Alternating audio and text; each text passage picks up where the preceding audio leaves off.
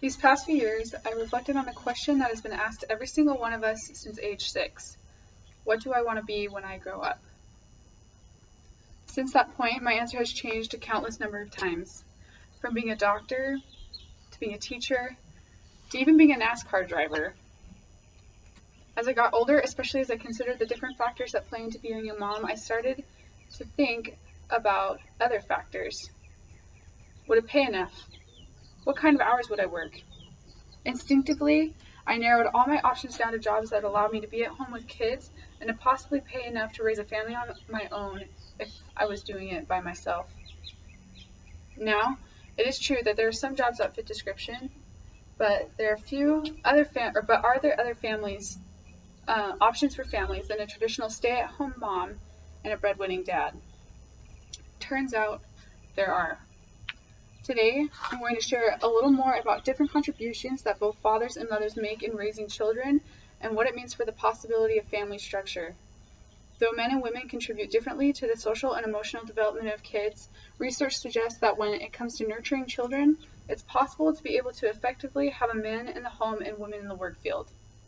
So, men, if your dream is to be Mr. Mom, then listen up. And ladies, don't shut down your NASCAR driving dreams just yet. First, let's talk about what different contributions are made paternally and maternally. Fathers have a lot to do with how kids handle external emotional regulation.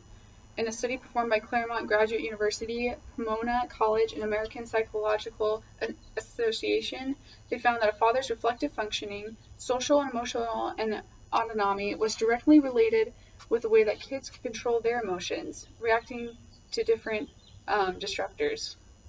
This refers to how kids could possibly react to being teased in school or in an intense game of basketball.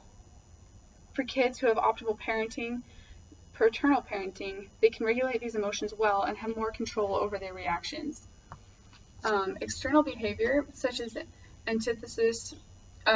externalized behavior has an antithesis known as internalized behavior. Just as there is a theme of men providing for external behavior regulation, we find similar patterns in internalized emotional regulation through mothers. Internal regulation refers to children's ability to manage feelings such as anxiety and depression and either somatic complaints. Women provide the flip side of what men provide. A study was performed by Anabito where the levels of engagement and supportiveness in parents to their child was measured in anxiety levels in their kids. They found that when the mother was disengaged, that children reported higher levels of anxiety. Therefore, women must be involved in the children's nurturing to help build the characteristics in kids. Now that we've addressed some of the differences, it's important to also discuss some of the similarities. Some believe that differences in paternal qualities are on an individual level, and that they are part of a person's nature. Though this is true, that every person is different, studies show that there are general similarities between both genders in parenting styles and ability to nurture children. In a study performed by professors in psychology and human development at the University of Copenhagen and University of Amsterdam, research was performed to determine if there was a difference between the behavior and parenting sensitivity, intrusiveness, and limit setting. They placed fathers and mothers with their young children in a play area and were monitored for categories that we mentioned below or above. When comparing the results, they found that mean scores of the men and women were about the same. These three behaviors are foundational in optimal parenting, and because they're shared, could be received by children whose primary caregiver is the dad and primary caregiver is the mom. Something to take into account to all of this is the cultural influence on parents in the American society today.